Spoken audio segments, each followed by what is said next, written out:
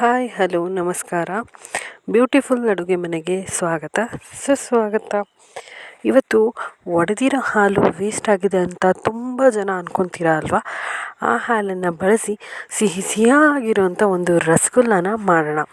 ತುಂಬ ರುಚಿಯಾಗಿರುತ್ತೆ, ಜೊತೆಗೆ ತುಂಬ ಟೇಸ್ಟಿ, ಹಾಗೆ ತುಂಬಾ ಸಾಫ್ಟಾಗಿರೋಂಥ ರಸಗುಲ್ಲನ, ಅದು ಕೂಡ ಒಡೆದಿರೋಂಥ ಹಾಲಲ್ಲಿ ಮಾಡೋದು ಹೇಗೆ ಅಂತ ನೋಡೋಣವಾ. ಅದಕ್ಕಿಂತ ಮೊದಲು ಯಾರೆಲ್ಲ ಇದೇ ಫಸ್ಟ್ ಟೈಮ್ ನಮ್ಮ ಚಾನಲ್ನ ನೋಡ್ತಾ ಇದ್ದೀರಾ, ದಯವಿಟ್ಟು ಸಬ್ಸ್ಕ್ರೈಬ್ ಆಗಿ, ಹಾಗೆಯೇ ಲೈಕ್ ಮಾಡಿ, ಶೇರ್ ಮಾಡಿ, ಕಮೆಂಟ್ ಮಾಡಿ, ಮಿಸ್ ಮಾಡ್ದೇನೆ ಸಬ್ಸ್ಕ್ರೈಬ್ ಆಗೋದನ್ನ ಮರಿಬೇಡಿ. ಹಾಗಾದರೆ ಬನ್ನಿ ಇವತ್ತಿನ ಸಾಫ್ಟ್ ರಸಗುಲ್ಲನ, ಅದು ಕೂಡ ಒಡೆದಿರೋ ಅಂಥ ಹಾಲಲ್ಲಿ ಯಾವ ರೀತಿ ಮಾಡೋದು ಅಂತ ನೋಡೋಣ. ಮೊದಲಿಗೆ ನಾನಿಲ್ಲಿ ಸುಮಾರು ಒಂದು ಅರ್ಧ ಲೀಟರ್ ಆಗೋಷ್ಟು ಹಾಲನ್ನು ತೊಗೊಂಡಿದ್ದೀನಿ. ನಾರ್ಮಲ್ಲಾಗಿ ನೀವು ಪ್ಯಾಕೆಟ್ ಹಾಲು ಕೂಡ ಯೂಸ್ ಮಾಡ್ಬೋದು, ಅಥವಾ ದನದ ಫ್ರೆಶ್ ಹಾಲನ್ನು ಕೂಡ ಯೂಸ್ ಮಾಡ್ಬೋದು. ನೋಡಿ, ಹಾಲು ಆಲ್ರೆಡಿ ಒಡೆದೋಗಿದೆ. ಒಡೆದಿರೋ ಹಾಲನ್ನು ನಾವು ಮೊಸರು ಮಾಡೋದು ಹೆಚ್ಚು, ಇಲ್ಲಾಂದರೆ ಎಷ್ಟೋ ಜನ ಆ ಮೊಸರು ಕೂಡ ಟೇಸ್ಟ್ ಇರೋದಿಲ್ಲ ಅಂತ ಹೇಳಿ ವೇಸ್ಟ್ ಮಾಡಿಬಿಡ್ತೀರಾ. ಇವತ್ತು ನೋಡಿ, ನಾನು ಈ ಥರ ಬೆಸ್ಟಾಗಿರೋ ರಸಗುಲ್ಲನ ಮಾಡಿ ತೋರಿಸ್ತಿದ್ದೀನಿ. ಈ ಥರ ಒಡೆದಿರೋ ಅಂಥ ರಸಗುಲ್ಲನ ಮಾಡೋಕ್ಕೆ ಹಾಲು ಅಂದರೆ ಹಾಲು ಒಡೆದಿರುತ್ತಲ್ವ, ಅದರಿಂದ ಮಾಡೋವಂಥ ರಸಗುಲ್ಲ ಯಾವ ರೀತಿ ಮಾಡೋದು ಅಂತ ನೋಡೋಣ. ಅದಕ್ಕೆ ನಾನು ಇಲ್ಲಿ ತೊಗೊಂಡಿರೋದು ಅರ್ಧ ಲೀಟ್ರ್ ಆಗೋಷ್ಟು ಹಾಲು ಒಡೆದೋಗಿರೋದು. ಇದರ ನೀರನ್ನು ನಾವು ತೆಗಿಬೇಕಾಗತ್ತೆ. ನೆನಪಿರಲಿ, ಹಾಲು ಒಡೆದಿರೋದಾಗಿರೋದ್ರಿಂದ ಇದು ಪೂರ್ತಿ ತಣ್ಣಗಾಗಿರಬೇಕು. ಜೊತೆಗೆ ಪೂರ್ತಿ ಹಾಲನ್ನು ಈ ಥರ ನೀವು ಕೆನೆಯನ್ನು ಈ ಥರ ಮಾಡಿಕೊಂಡು ತೆಗಿತಾ ಇರಬೇಕಾಗತ್ತೆ. ಈ ಥರ ಅಂದರೆ ಕೆಳಗಡೆ ತಳ ಹಿಡಿದಿದೆಯಾ ಅಂತ ನೋಡ್ಕೊಳ್ಳಿ. ಹಿಡದೇ ಇರೋ ಥರ ಇದ್ದರೆ ಬೆಸ್ಟ್. ಇದನ್ನು ಒಂದು ಪಾತ್ರೆಗೆ ಸೋಸ್ಕೊಳ್ಳೋಣ.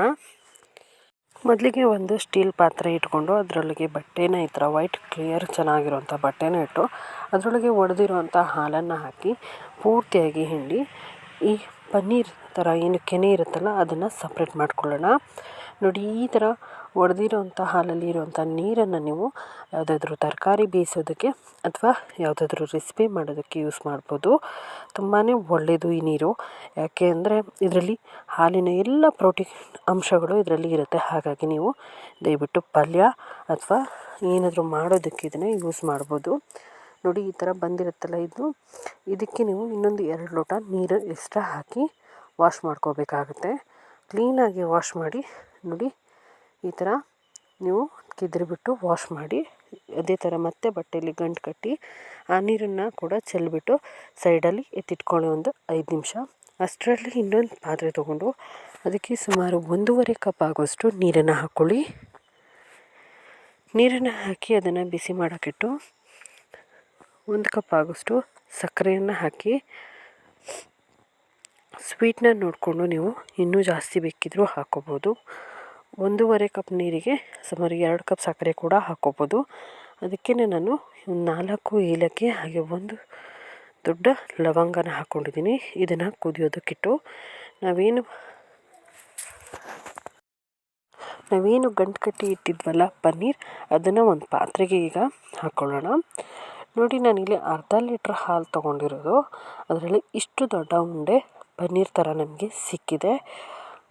ಈ ಹಾಲಿನ ಸೋಸಿ ತೊಗೊಂಡಿರೋ ಅಂಥದ್ದು ನೋಡಿ, ಪನ್ನೀರ್ ಥರ ಎಷ್ಟು ಚೆನ್ನಾಗಿ ಸಿಕ್ಕಿದೆ ಅಲ್ವಾ. ಇದನ್ನು ನಾವೀಗ ಚೆನ್ನಾಗಿ ನಾದಬೇಕು. ನೀವು ಎಷ್ಟು ಚೆನ್ನಾಗಿ ನಾದ್ತೀರೋ ಅಷ್ಟು ಸಾಫ್ಟಾಗಿ ಆಗುತ್ತೆ ಪನ್ನೀರು. ಹಾಗಾಗಿ ಕೈಯಲ್ಲಿ ಚೆನ್ನಾಗಿ ನಾದ್ಕೊಳ್ಳಿ. ಸಾಫ್ಟ್ ಆಗಬೇಕು.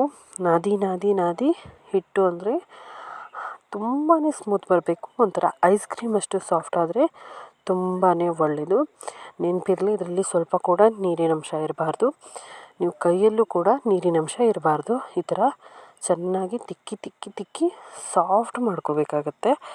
ಇದನ್ನು ತಿಕ್ಕಿ ಸಾಫ್ಟ್ ಮಾಡುವಷ್ಟರಲ್ಲಿ ಯಾರೆಲ್ಲ ಇದೇ ಮೊದಲನೇ ಸಲ ನಮ್ಮ ಚಾನಲ್ನ ನೋಡ್ತಾ ಇದ್ದೀರಾ, ದಯವಿಟ್ಟು ಸಬ್ಸ್ಕ್ರೈಬ್ ಆಗಿ ಸಪೋರ್ಟ್ ಮಾಡಿ, ಹಾಗೆ ಲೈಕ್ ಮಾಡಿ, ಶೇರ್ ಮಾಡಿ, ಕಮೆಂಟ್ ಮಾಡಿ, ಜೊತೆಗೆ ಸಬ್ಸ್ಕ್ರೈಬ್ ಆಗೋದನ್ನ ಮರಿಬೇಡಿ. ಇದೇ ಥರದ ಹಲವಾರು ರೆಸಿಪೀಸ್ಗಳು ನಮ್ಮ ಚಾನಲಲ್ಲಿದೆ. ದಯವಿಟ್ಟು ಅವುಗಳನ್ನು ನೋಡಿ, ಅವಕ್ಕೂ ಲೈಕ್ ಶೇರ್ ಮಾಡೋದನ್ನ ಮರಿಬೇಡಿ. ನಿಮಗೆ ಇಷ್ಟ ಆಗುವಂಥ ಸಾಕಷ್ಟು ರೆಸಿಪೀಸ್ಗಳು ನಮ್ಮ ಚಾನಲಲ್ಲಿ ಕೂಡ ಇವೆ, ಅವುಗಳನ್ನ ನೋಡಿ ಅಂತ ಹೇಳ್ತಾ, ನೋಡಿ ಈ ಥರ ಚೆನ್ನಾಗಿ ಕೈಯಲ್ಲಿ ನಾದ್ಕೊಂಡಿದ್ದೀನಿ. ಈಗ ಆಲ್ಮೋಸ್ಟ್ ತುಂಬಾ ಸಾಫ್ಟಾಗಿ ಉಂಡೆ ಕಟ್ಟೋ ಹದಕ್ಕೆ ಬಂದಿದೆ ನೋಡಿ. ಈ ಥರ ಸಾಫ್ಟ್ ಆದಮೇಲೆ ನಿಮಗೆ ಯಾವ ಸೈಜಲ್ಲಿ ರಸಗುಲ್ಲ ಬೇಕೋ ಆ ಸೈಜಲ್ಲಿ ಪುಟ್ಟ ಪುಟ್ಟದಾಗಿ ಉಂಡೆಗಳನ್ನ ಮಾಡ್ಕೊಂಡ್ರಾಯ್ತು. ನೆನಪಿರಲಿ, ನೀವು ಚೆನ್ನಾಗಿ ನಾದ್ಕೋಬೇಕು, ಇಲ್ಲಾಂದರೆ ಉಂಡೆಗಳು ಕೊನೆಗೆ ಬ್ರೇಕ್ ಆಗ್ತವೆ.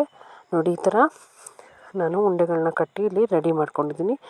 ಸುಮಾರು ಒಂದು 20 ಉಂಡೆಗಳಲ್ಲಿ ಚಿಕ್ಕ ಚಿಕ್ಕದಾಗಿ ನಾನು ರೆಡಿ ಮಾಡ್ಕೊಂಡಿದ್ದೀನಿ.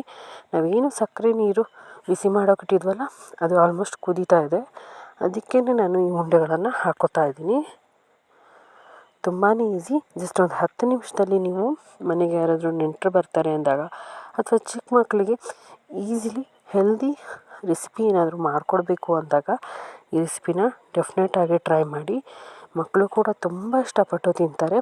ಜೊತೆಗೆ ತುಂಬಾ ಹೆಲ್ದಿ ರೆಸಿಪಿ ಕೂಡ. ಹಾಲಿನ ಕೆನೆಯಿಂದ ಮಾಡಿರೋದು ಅಲ್ವಾ, ಹಾಲಿಂದ ಯೂಸ್ ಮಾಡಿರೋದು.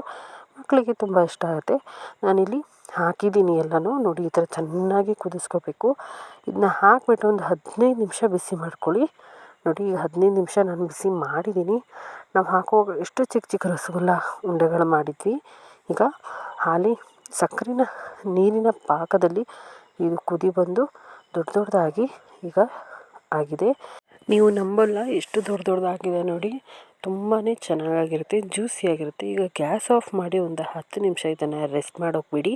ನಿಮಗೆ ಅನುಕೂಲ ಇದ್ದರೆ ಇದಕ್ಕೆ ಕೇಸರಿ ಕೂಡ ಹಾಕೋಬೋದು, ತುಂಬಾ ಚೆನ್ನಾಗಿರುತ್ತೆ. ಈಗ ನಾನು ಇದನ್ನು ಸರ್ವ್ ಮಾಡ್ತಾಯಿದ್ದೀನಿ. ಒಂದು ಸ್ಟೀಲ್ ಬೌಲ್ ತೊಗೊಂಡಿದ್ದೀನಿ. ಅದಕ್ಕೆ ನಾನು ರೆಡಿ ಮಾಡ್ಕೊಂಡಿರೋಂಥ ಬೇಯಿಸಿಟ್ಟಿರೋಂಥ ರಸಗುಲ್ಲಗಳನ್ನು ಹಾಕೋತಾ ಇದ್ದೀನಿ. ರಸಗುಲ್ಲ ಸರ್ವ್ ಮಾಡುವಾಗ ಅದರ ಜೊತೆ ಸ್ವಲ್ಪ ಸಕ್ಕರೆ ನೀರನ್ನು ಕೂಡ ಹಾಕ್ಕೊಳ್ಳಿ, ತುಂಬಾ ಚೆನ್ನಾಗಿರುತ್ತೆ. ಈಗ ನೋಡಿ, ಇದನ್ನು ಕಟ್ ಮಾಡಿ ತೋರಿಸ್ತಿದ್ದೀನಿ. ನೋಡಿ, ವಾವ್, ಸೂಪರ್ ಅಲ್ವಾ? ಎಷ್ಟು ಸಾಫ್ಟಾಗಿ ಬಂದಿದೆ ಮತ್ತು ಎಷ್ಟು ಜ್ಯೂಸಿಯಾಗಿ ಬಂದಿದೆ ಅಂತ. ತುಂಬಾ ಸಾಫ್ಟಾಗಿರುತ್ತೆ, ಹಾಗೆ ತುಂಬ ಜ್ಯೂಸಿಯಾಗಿರುತ್ತೆ ರಸಗುಲ್ಲ.